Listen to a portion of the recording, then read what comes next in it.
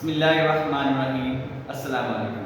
इस वीडियो में हम unit number 12 review exercise question number 5 करेंगे।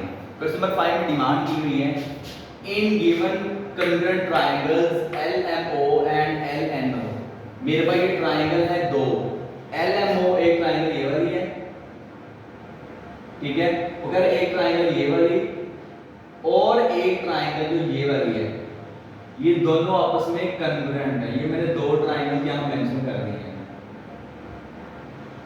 ठीक है। वो कह रहा है कि ये दो ट्रायंगल अगर मेरे पास कॉन्ग्रुएंट हैं, find value of x and m।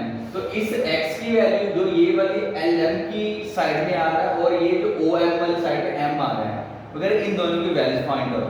तो हमें पता है, हमें उसने क्वेश्चन में खुद बता दिया हो ये चीज, सिंस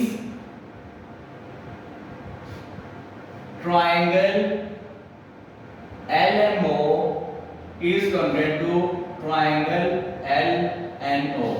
क्योंकि दोनों ट्रायंगल मेरे पास कॉन्ग्रुएंट हैं, इसका मतलब क्या है, अब इसकी कोरिस्पोंडिंग साइड अपनी कोरिस्पोंडिंग इस ट्रायंगल की कोरिस्पोंडिंग साइड के बिल्कुल इक्वल आएगी। तो हमने यहां बता देना है कि अगर इस वाली ट्रायंगल की ये वाली साइड, इस ट्रायंगल की ये वाली साइड इस वाले ट्रायंगल की ये वाली साइड के इक्वल आएगी, तो हम यहां लिख देंगे line LM is congruent to line LN।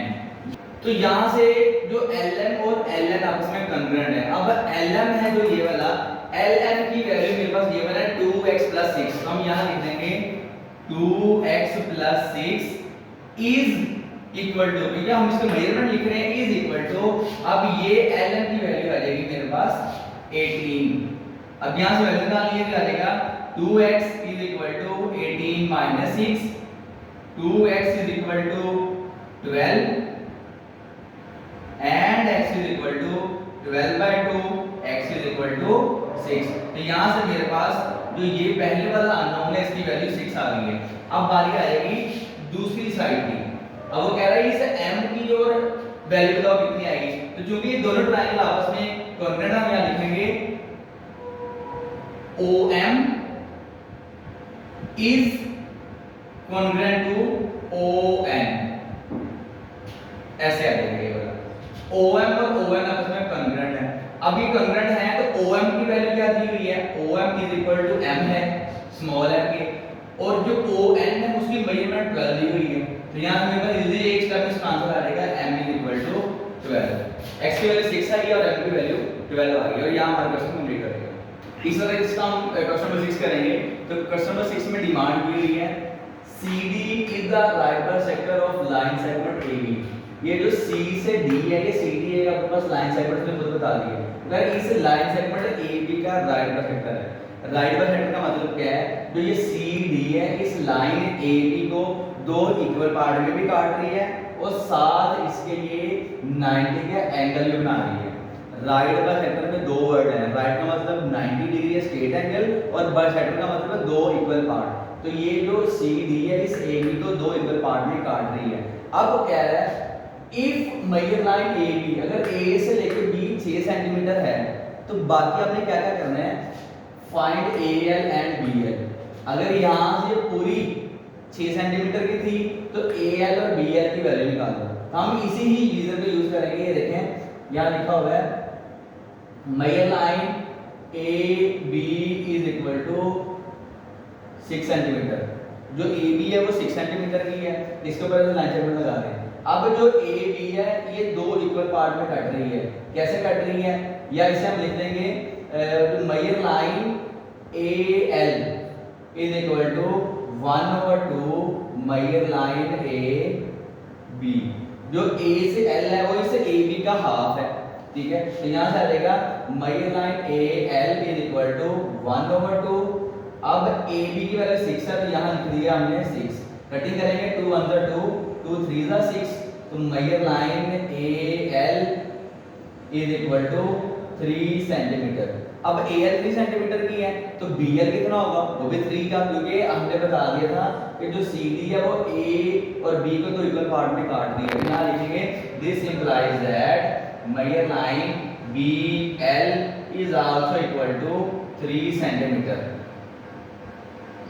ठीक है, इसी तरह इसमें हम सेकंड पार्ट की तरफ बढ़ते हैं। तो सेकंड पार्ट में लिखा हुआ है if major line BD is equal to 4 centimetre.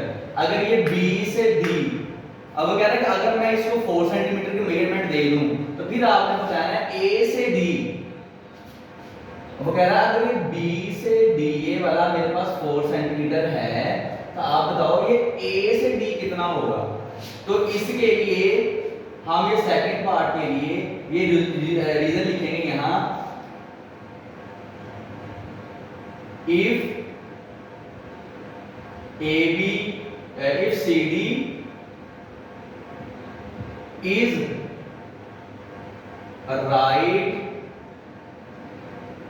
bisector of AB, अगर CD AB का राइट बाइसेक्टर है then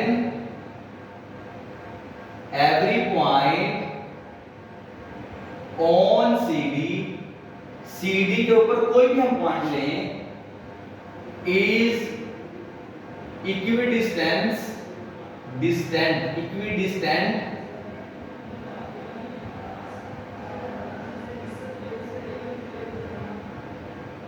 from end points of AB।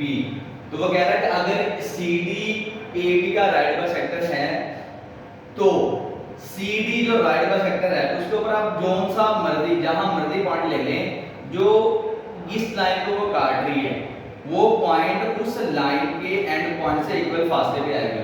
अगर B से लेके D 4 सेंटीमीटर है तो इसका यहां से लेके यहां तक का फासला भी 4 सेंटीमीटर ही होगा।